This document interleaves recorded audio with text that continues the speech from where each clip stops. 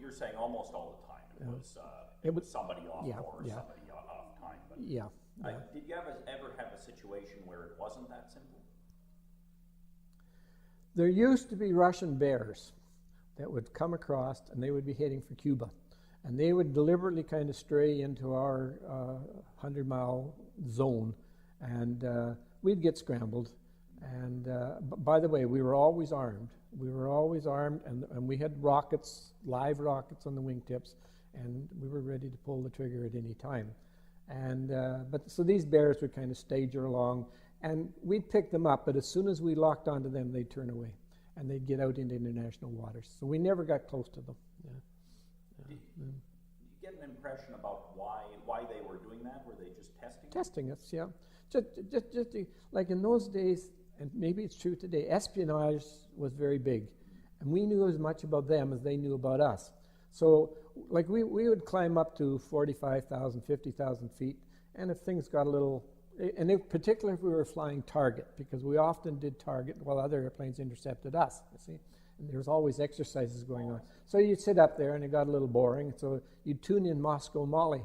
And Moscow Mali would give you information about your squadron.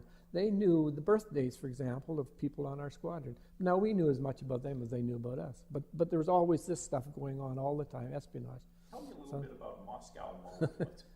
She was a lady that deliberately trying to demoralize. That was the height of the Cold War. It was serious. We were serious. Did that ever shake you a little bit?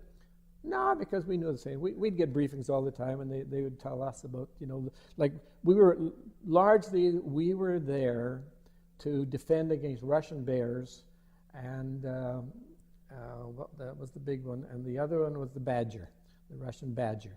Now we were a little scared of the Badger because the Russian bear was a counter-rotating 4-engine prop thing, whereas the Badger was a twin-engine jet, and it was actually a little bit faster than we were, and so we were somewhat, but speed didn't matter with an interceptor because the way you intercept, speed is irrelevant.